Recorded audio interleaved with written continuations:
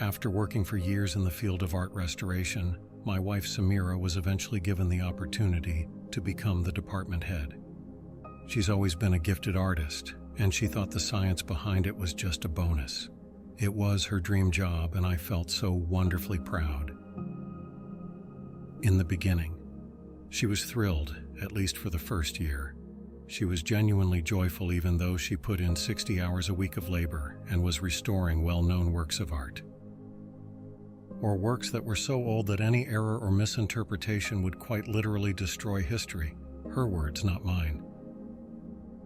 We had established a custom throughout the course of her career where I would meet her for lunch at the museum and listen to her rave about her work. She told me that she would be happy to show me if I could safely snap a photo of what she was working on without using a flash. But something altered a month ago. While we were eating dinner, I first noticed it in her eyes. She had an expressionless face as she fixed her gaze off into the distance. She appeared more worn out than I had last seen her. "What are you working on then?" I made an effort to break the ice because, unlike normal, she had been reticent and almost avoidant about sharing the information. You may be familiar with this one. Finally, her expression changed. Blind portrait. I shook my head and urged her to demonstrate for me. She denied me for the first time, but perhaps I would understand it later. When you see it, you're going to love it. She slyly answered. She told me that wasn't one of their works. She was assisting with the restoration because their own team had tried but failed to complete it. It came from another prominent museum. She said, Not the way it deserved. It was a failure. She described the work with such care that I could understand why she had spent so much time on it. But soon after, she started to alter. Her already long hours became so demanding that she ended up basically relocating to the museum. She would ignore me and isolate herself in the lab when I went to see her there for lunch until I gave up and returned to my job. I wouldn't see her for days, but when I did, I could tell she was suffering from something.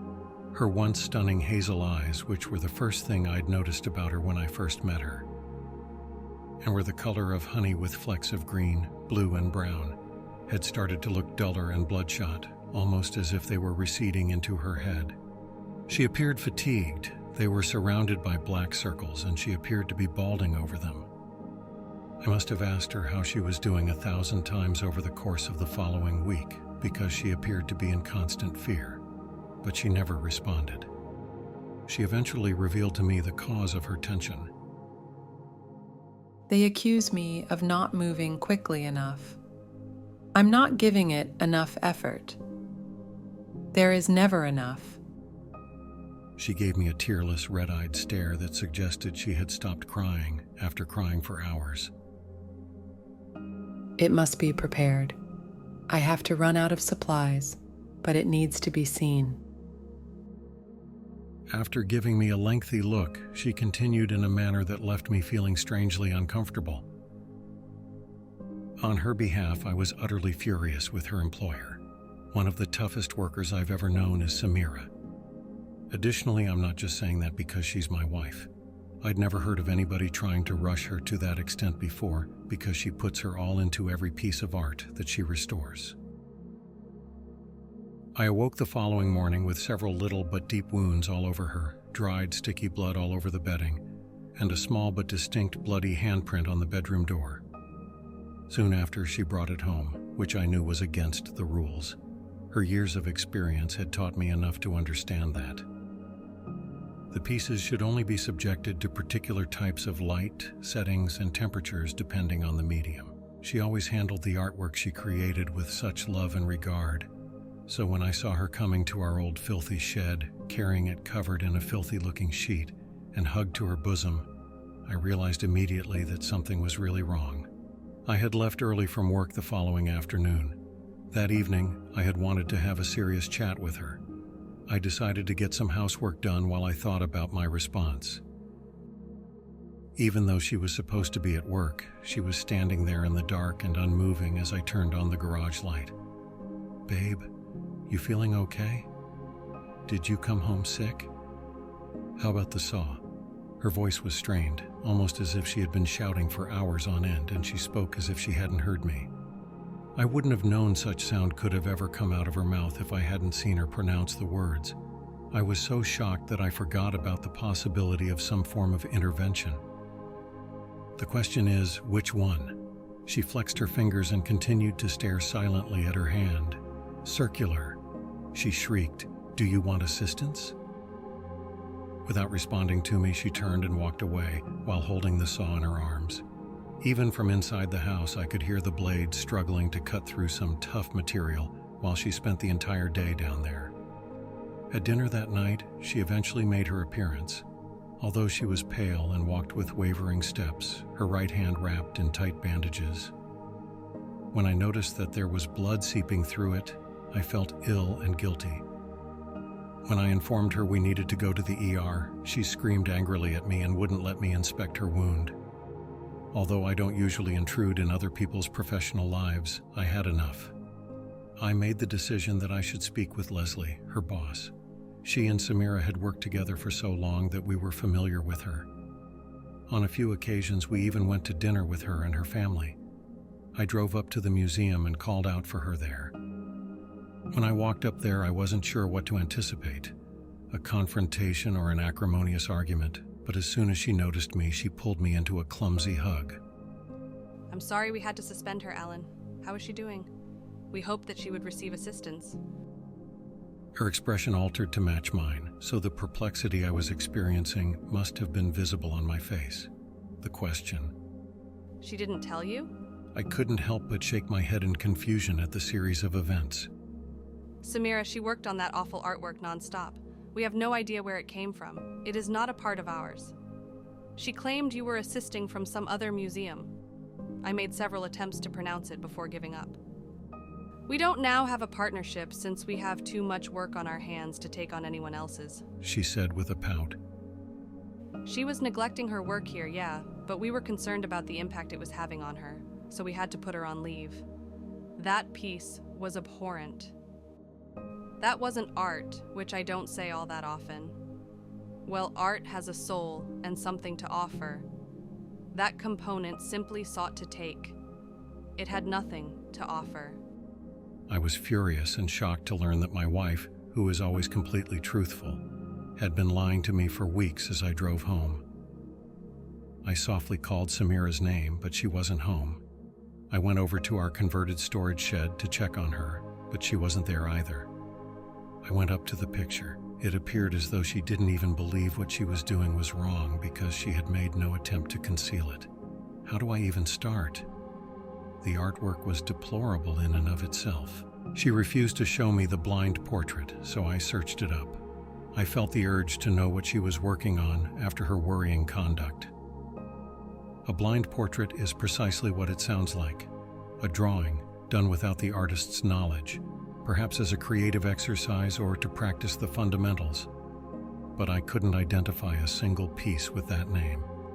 No, the painting my wife was doing was flawless.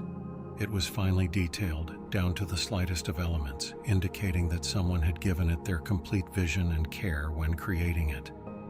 Although I'm not an expert, I found the smoothness, the way the colors merged, and the attention to detail in the clothing and hair against the whirling red background to be mesmerizing. Although I'm not an expert, I thought it might have even been a masterpiece if it weren't so horrifying. The subject, a woman, was attractive, or at least she would have been if the skin above the visible teeth hadn't been torn in a way that made it appear as though the upper lip was being curled frivolously. The top row of teeth, which were brilliant white against the background because the bottom jaw was completely gone, were so accurate and realistic, roots and all, that they appeared to be within my grasp. I understood why the portrait was referred to as blind. The young woman was missing her eyes. Instead, there were only dark craters in her head where they should have been. However, the twin streams of blood and the fine skin injury that the artist painstakingly focused on proved they had been there at some point. The longer I stared, the stronger the urge to touch it and finish it felt to me. I could feel my hands grabbing at my skin as I moved closer to it, trying to get at my eyes. She would look amazing if she had a set of her own. When I got close enough for the stench to strike me, it was so strong that I lost focus and had to break eye contact with it, because my eyes started to water. When I learned just how Samaira had been fixing it, I couldn't help but gag. Long pieces of white bone with cut marks had been carelessly inserted to fill the gaps in the frame, giving the reds of the background behind the woman an odor of copper and slight rot from old blood mixed with paint. There was a reason why the teeth appeared to be so realistic. Where the woman should have been, exposed roots were meticulously planted to complete the look. Just the night before, Samaira gave me a strange but otherwise lovely smile. I wondered how many other people had attempted to restore the picture. When she claimed that they failed, what exactly did she mean? I was still thinking about Leslie's remarks about the artwork just being taken. That night, after waiting up for Samaira for several hours, I finally heard her enter, and the sound of our old sofa protesting as she sat down on it. "Babe," I was careful in my whisper, "we should speak." I ultimately went back upstairs when she turned her back on me and ignored me. I should not have abandoned her. I ought to have pushed her more to assist me. In the morning, she was gone once more. She was ultimately located by me standing in a dim shed corner after a lengthy search of the house. Even in the dim light, I could tell what medium she was using to paint with. She was painting what looked like clumsily sketched swirling faces with her fingers.